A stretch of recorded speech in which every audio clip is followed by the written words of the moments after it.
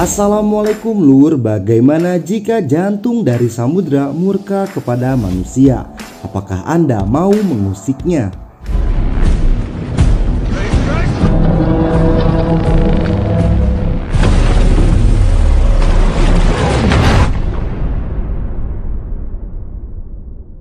Berlatar pada masa 1850 yang dimana minyak paus digunakan untuk menerangi setiap sudut di kegelapan kota. Pada masa ini ada seorang penulis bernama Melville yang sedang mencari korban yang berhasil selamat dari karamnya kapal diesek. Herman Melville. Diketahui korban tersebut bernama Tom. Nampaknya kehadiran Melville tidak disambut hangat oleh Tom, dikarenakan Tom tidak mau menceritakan kejadian yang telah dia alami di masa lalu. You are the last survivor of the Essex, sir. What do you think happened? That of the whale. Get out. No, you mustn't He is in no mind to talk, and I haven't... Namun dengan dorongan sang istri, akhirnya Tom mau menceritakan kejadian pahit yang dia alami pada saat Tom berlayar untuk memburu ikan paus. Tell you of the Essex. Good sails. But I think this story... It's the story of two men. Captain George Pollard, Owen Chase.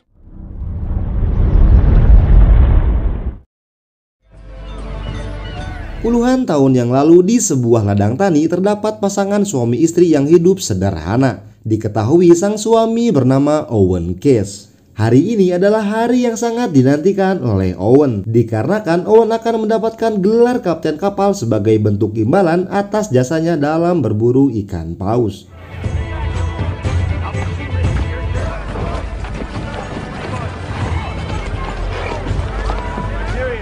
Namun setibanya di sana, harapan Owen tidak sesuai dengan kenyataan, dikarenakan pemerintah setempat telah menunjuk kapten baru yang berasal dari keluarga kaya raya. Dia bernama Kapten George Pollard. I'm glad to hear it. Mendengar kabar ini sontak membuat Owen sangat kecewa. Kemudian Owen diberikan tawaran terakhir, yaitu bila Owen dapat mengumpulkan 2.000 barel minyak, maka Owen akan menjadi kapten kapal yang sah. Namun kali ini Owen ingin perjanjian tersebut tertulis hitam di atas putih. Good day, gentlemen. I understand your demand. If you bring back 2,000 barrels of oil, I'll give you more. Well, this time I'll take it in writing. Setibanya di rumah, Owen terlihat sangat kesal dengan apa yang telah terjadi. Di saat berkemas, sang istri sempat melarang Owen untuk berlayar kembali, dikarenakan dia sedang mengandung anak dari Owen. I will captain my own ship. He got to see his children born. Setelah menenangkan perasaan sang istri, Owen berangkat menuju kapal diesek. Come back as quick as a summer's night, I swear.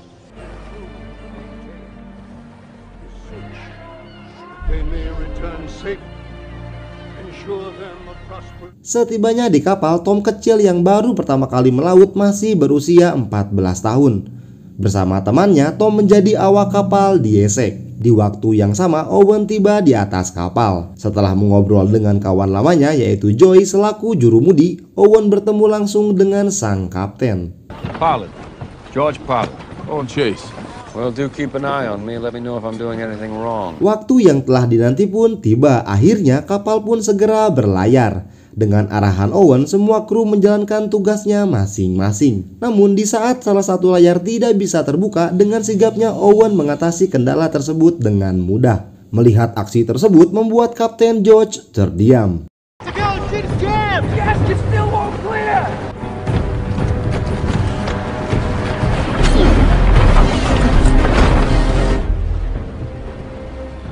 Di saat makan malam, Kapten George sempat membahas masa lalu dari ayah Owen yang merupakan tahanan penjara. Mendengar hal tersebut membuat Owen menghentikan makannya dan pergi mengunjungi bagian dek kapal. Congratulations, ladies.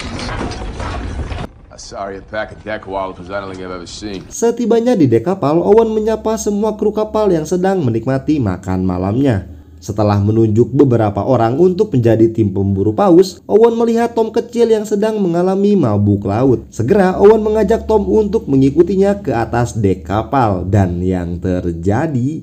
Thomas Nickerson, right? Aye, sir.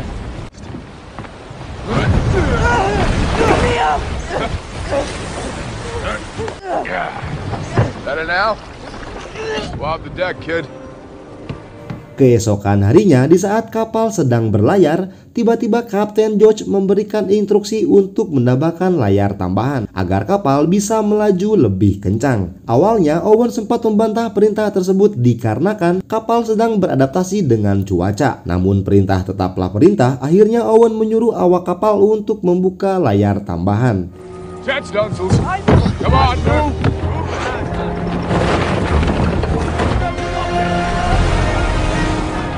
Di waktu yang sama, di arah selatan terdapat badai yang akan menerjang ke arah mereka. Melihat hal tersebut, Owen sempat mengingatkan sang kapten untuk segera menggulung layar. Namun, Kapten George yang sok tahu tetap membiarkan kapal melaju. Lalu tiba-tiba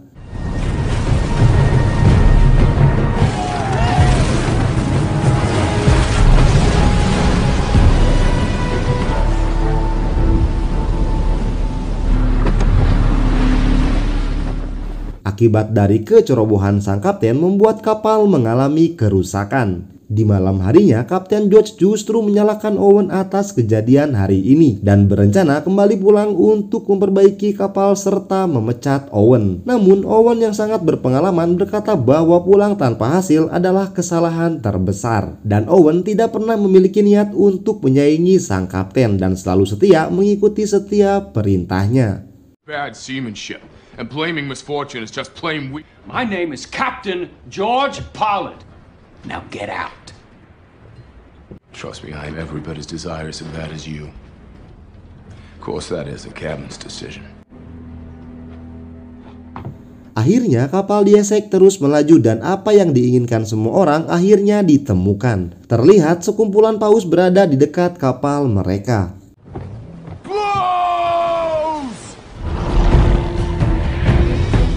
Dengan arahan Kapten George, mereka pun segera menurunkan skoci kapal. Berbekal alat tradisional yaitu tombak yang diikat dengan tali, Owen segera melemparkannya ke arah ikan paus. Setelah menancapkan tombak tersebut, membuat skoci mereka terbawa mengikuti setiap gerakan ikan paus.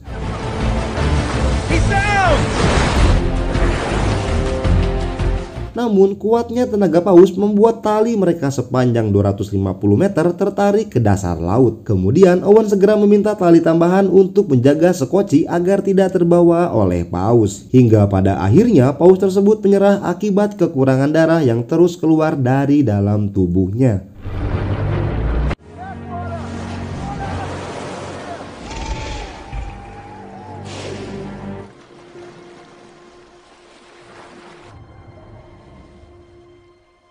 Setelah menangkap paus itu, kru kapal segera mengambil minyak yang terdapat di dalam otak paus. Berbulan-bulan lamanya setelah penangkapan paus pertama, mereka tidak menemukan gerombolan paus kembali.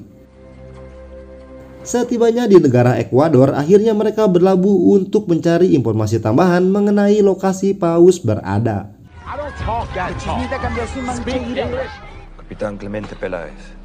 Santa Maria. Di sebuah kedai kopi, Kapten George dan Owen menemui seorang kapten kapal yang sudah lama pensiun. Dia bernama Kapitan Clemente. Kemudian Clemente bercerita di mana sejauh 4.800 km sepanjang garis khatulistiwa, mereka melihat sekelompok paus yang sangat banyak. Namun mereka tidak bisa menangkap satu paus pun dikarenakan mereka dihadang oleh ikan paus yang sangat besar.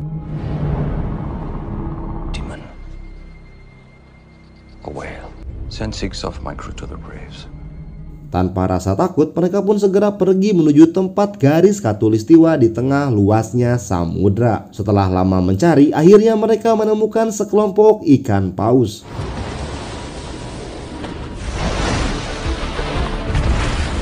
Dengan semangat yang tinggi, skoci kapal melaju untuk berburu ikan paus. Namun di saat menancapkan tombak ke arah paus, tiba-tiba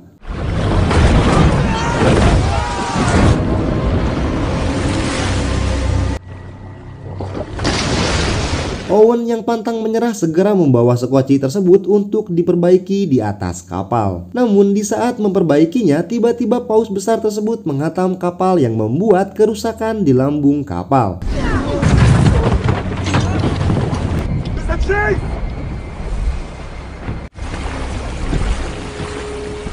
Sepertinya paus besar ini ingin menantang Owen 1 lawan 1. Owen yang sudah hilang akal menyiapkan tombak terbesar yang mereka miliki. Di saat berhadapan, Owen berhasil menancapkan tombak tersebut ke arah paus besar ini. Namun kuatnya tenaga paus membuat tali tombak yang terhubung ke tiang kapal justru menjadi bencana bagi mereka.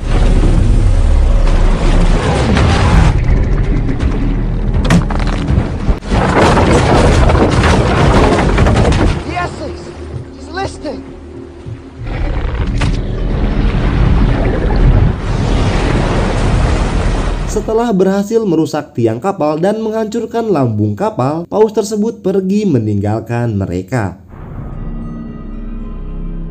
Tak sampai di situ, ternyata minyak paus yang berhasil mereka tangkap sebelumnya mengalami kebocoran. Melihat hal ini, Kapten George menyuruh anak buahnya untuk segera pergi meninggalkan kapal. Prepare to abandon ship. Dengan membawa makanan dan minuman yang tersisa, semua awak kapal pergi meninggalkan kapal The Essex yang hampir terbakar habis oleh minyak paus yang mereka banggakan.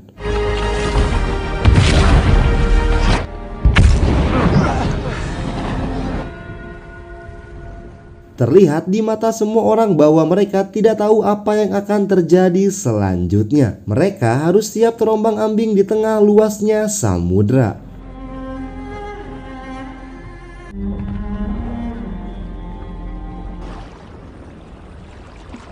Di hari pertama terombang-ambing, hanya lautan yang tak berujung yang ada di pandangan mereka. Harapan mereka satu-satunya adalah kompas dan angin barat yang akan membawa mereka menuju pulau terdekat.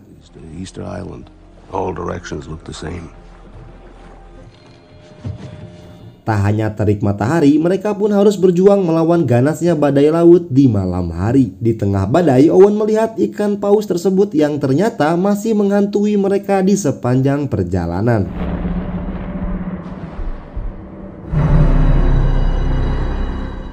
Akibat dari badai tersebut membuat teman dekat Owen yaitu Joey Matthew terluka di bagian kepala. 34 hari di tengah kehampaan, mereka harus membagi stok makanan dan minuman yang sudah tidak bisa mencukupi kebutuhan hidup.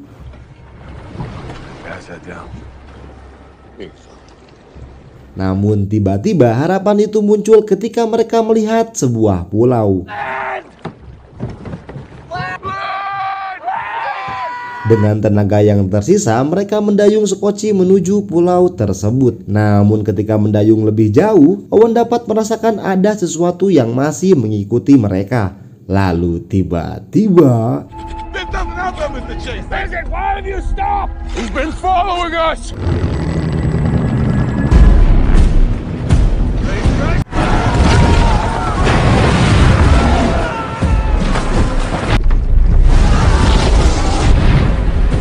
semua sekoci kapal dihancurkan tanpa tersisa, dan sebagian awak kapal meninggal akibat terkena hantaman dari paus besar ini. Hanya sebagian orang yang masih selamat termasuk Owen yang terdampar di pulau tersebut. Di pulau ini harapan mereka adalah menunggu sebuah kapal yang akan melintas dengan harapan kapal tersebut dapat menyelamatkan mereka semua. Namun di saat Owen berkeliling, seketika harapan itu punah.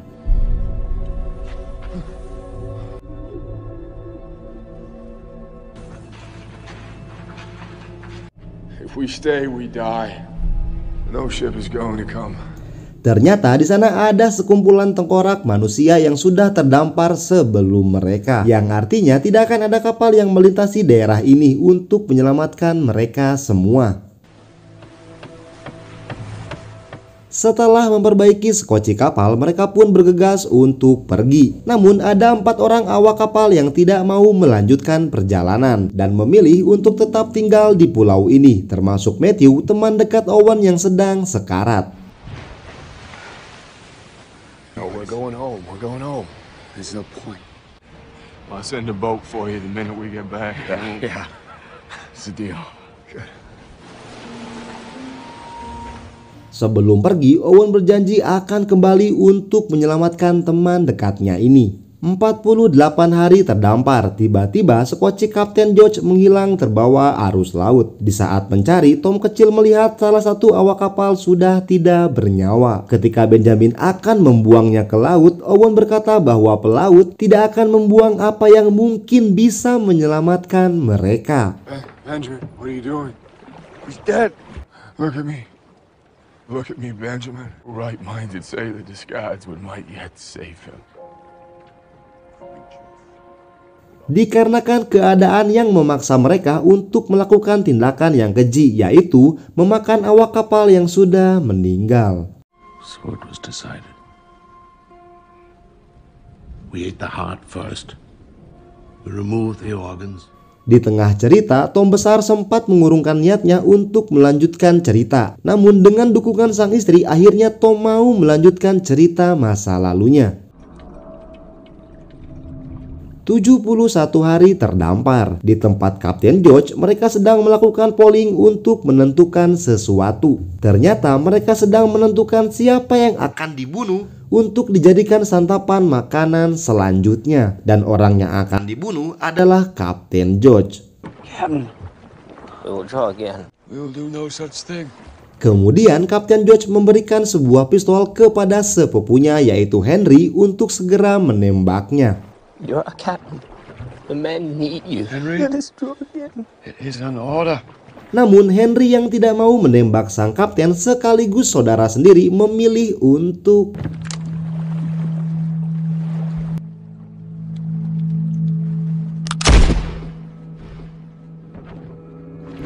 No. Di hari berikutnya, sekoci Kapten George kembali bertemu dengan sekoci milik Owen. Di tengah percakapan, tiba-tiba terdengar suara gemuruh ombak. Captain Paul, very little happiness in our survival.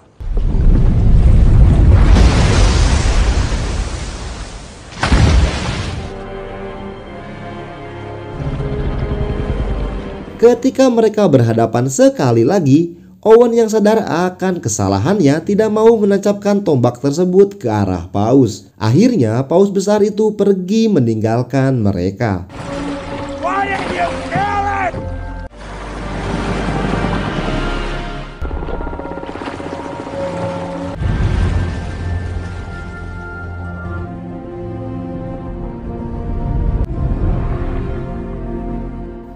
Di tengah luasnya hamparan samudra, lagi-lagi sekoci kapal mereka dipisahkan oleh arus laut. Tak terasa sudah 87 hari mereka terombang-ambing. Dan di siang harinya, kapal Kapten George ditemukan oleh pelaut lain.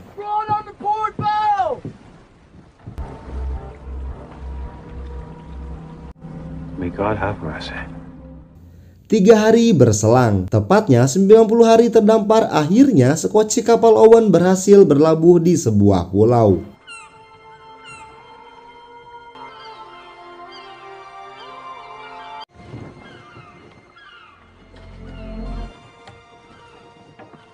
Setelah berhasil diselamatkan oleh warga sekitar, mereka pun kembali pulang menuju pelabuhan Nantucket, tempat mereka berasal. Setibanya kembali pulang, hanya keheningan yang mereka rasakan di sepanjang pelabuhan. Dan mereka tidak akan menceritakan bagaimana cara mereka bertahan hidup.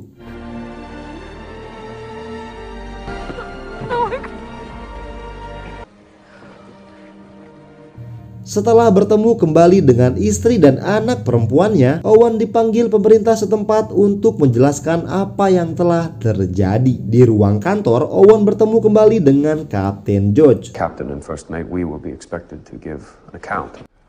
So what are you suggesting, George? Untuk menutupi kejadian ini, para petinggi menyarankan agar Owen dan Kapten George berkata bahwa kapal di Essex karam akibat cuaca, serta awak kapal meninggal akibat tenggelam. Dengan tujuan mereka akan mendapatkan kompensasi dari industri perminyakan dunia. That died drowned. That's another lie. You want me to whitewash what happened for profit? We're asking you to be pragmatic. Namun Owen yang sangat menghargai semua mendiang awak kapal memilih untuk menceritakan semua kejadian sesuai dengan apa yang telah mereka alami. The Essex was stolen by a white whale. commit abominations. In order to survive, will not embroider the truth. Nor should you, George. It's a chase, sir! Sebelum pergi, Tom kecil menghampiri Owen untuk berpamitan. Dan itulah hari terakhir Tom melihat sang wakil kapten yang dia hormati. It's been an honor, sir, to sail with you.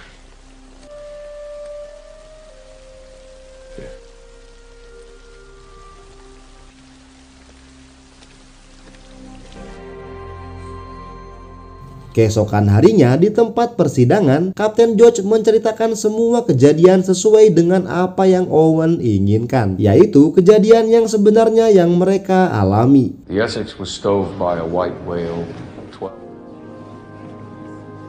Captain Pollard's conscience was clear.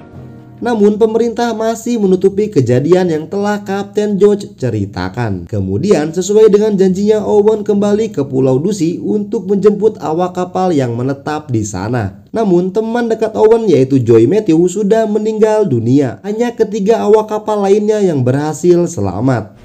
Started over. Kemudian Owen memilih untuk menjadi kapal pedagang yang berlayar sesuai dengan keinginannya. Di pagi harinya, setelah semalam suntuk bercerita, Melville segera pergi dari rumah Tom. Thank you. Di akhir cerita, sebuah karya novel Herman Melville yang berjudul Moby Dick diterbitkan dan film pun tamat.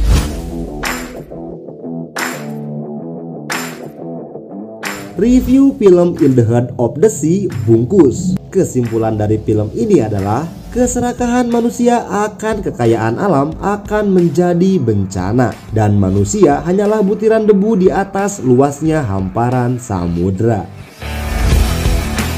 Roh Film undur pamit. Assalamualaikum warahmatullahi wabarakatuh.